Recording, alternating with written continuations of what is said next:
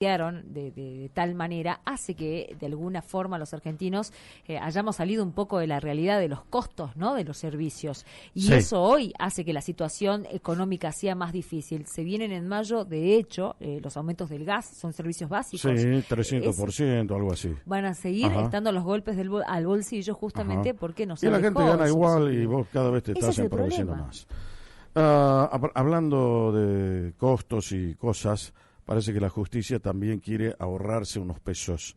¿Por qué digo esto? Porque aprobaron el cobro de la defensa pública para personas con solvencia económica. ¿Qué quiero decir? Que la Cámara de Senadores aprobó la modificación de la ley orgánica del Ministerio Público que establece el cobro de aranceles para aquellas personas que puedan solventar las defensas públicas penales, ¿no? Antes te ponían el abogado del Estado, bueno. Ese artículo establece, digamos, entre sus modificaciones, que la persona que sea asistido por un defensor público oficial deberá solventar la defensa si cuenta con los medios suficientes para ello. El procedimiento para verificar el estado patrimonial y familiar del imputado, así como las pautas para la determinación de carencia, serán reglamentadas por el Ministerio Público. Vamos a hablar con el doctor Javier Mónico, que es senador provincial y que obviamente estuvo en el debate de esta situación. Senador Mónico, Jorge Calvo lo saluda, ¿cómo le va? ¿Cómo está, Jorge? Muy buenos días. Bueno, ¿qué tiene para contarnos sobre esto que acabo de decirle? No sé si hay algún detalle que usted quiera agregar. Bueno, lo explicaba muy bien, Jorge, ¿no? Me gustaría hablar un poquito sobre el espíritu A ver. de esta modificación y sí ahí marcar quizás una diferencia. Hemos trabajado este proyecto con el doctor Martín Díez Villa, defensor general de la provincia, una iniciativa que él tiene dando vueltas en su cabeza, me parece, desde el inicio de su gestión, y yo te diría que el espíritu no es recaudatorio. Me parece que tenemos que verlo, enfocarlo desde otro ángulo y decir que el espíritu, lo que se persigue es brindar un mejor servicio a quienes acceden justamente a los servicios que se brindan desde la defensa penal pública. No creo yo que vaya a ser muy grande la recaudación en este concepto. A lo que sí se apunta es decir, a ver, usted tiene recursos económicos para pagar un abogado particular y tiene una situación procesal penal, contrate un abogado de la matrícula y deje que el recurso humano con el que cuenta la defensa pública, que sabemos que es muy bueno, pero que es limitado, se aboque a las causas de aquellas personas que no cuentan por ahí con recurso patrimonial. Me parece que es otra forma de verlo, ¿no? Bueno, pero ahí hay una cuestión que, ya que usted pone el acento en eso, habría que verificarla. Porque tanto el que tiene dinero como el que no tiene, ambos son ciudadanos. Sí. Y tienen la misma garantía en sus derechos y en sus obligaciones. ¿Por qué debería yo entonces como Estado cercenar la posibilidad del que tiene, diciendo, no, como usted tiene, usted páguese? No, señor. Eso debería ser absolutamente voluntario, precisamente para no conspirar contra el espíritu de la ley. El Estado tiene la obligación de poner ese servicio que es gratuito a todos los ciudadanos.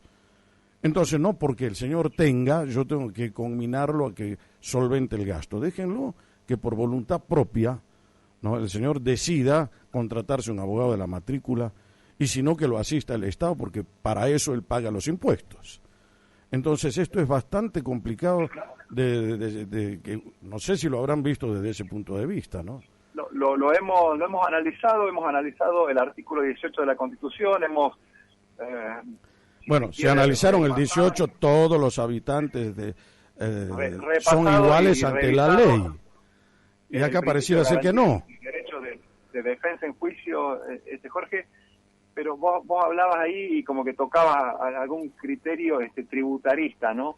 Y la equidad, por allí desde lo tributario, te dice que el que más tiene que hacer un sacrificio o un esfuerzo mayor, y por ahí que el que no tiene el esfuerzo en lo patrimonial tiene que ser menor, ¿no? Entonces, ahí hay un error. Eso es un poco lo que busca. Ese es un error. Hay que ver si la persona que tiene debe hacerlo o si no debe hacerlo.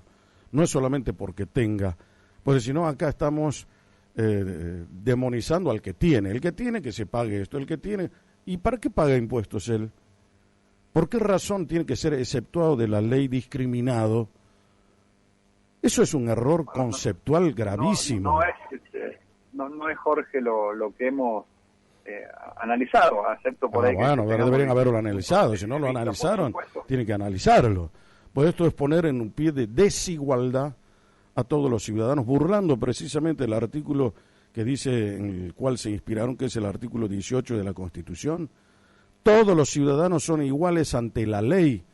Entonces déjenlo que el señor, si tiene, de mutuo propio, decida contratar un abogado de la matrícula o acceder a los servicios que son gratuitos para todos los ciudadanos.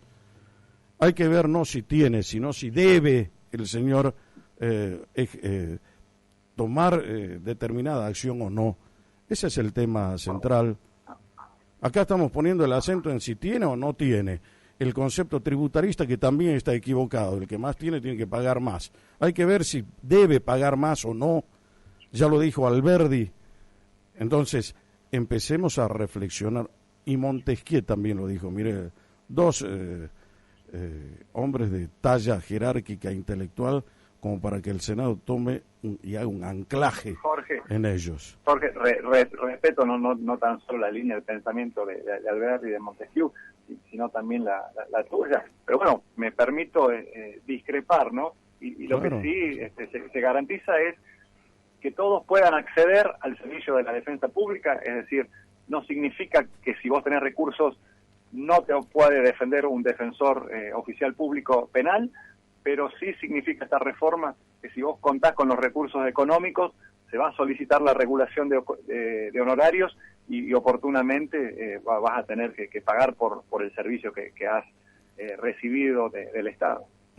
No, eso es lo que hicieron ahora, por eso digo que sí. Yo lo veo desde otra visión, porque eso es estigmatizar al que tiene, es aceptable, discriminarlo. Jorge, te aseguro que en un primer momento hizo algún ruido el proyecto, pero lo hemos recibido al defensor general Martín Villa en el Senado, en la Comisión de Legislación, hemos tenido una reunión más que interesante, te diría.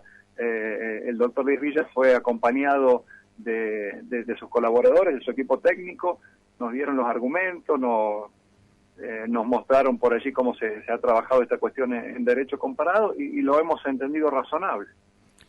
Bueno, ¿qué va a ser? Yo doy un punto de vista, cada uno tiene el suyo, pero me llama la atención que el Senado no haya tenido tal vez la prolijidad de observar también desde esta perspectiva que es absolutamente imprescindible de mirarla y analizarla.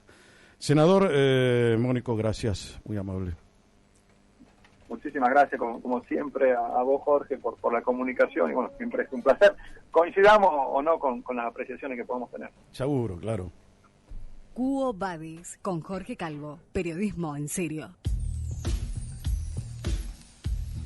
En Quo Vadis dialogamos con el senador Javier Mónico, senador provincial por el departamento de Rosario de la Frontera.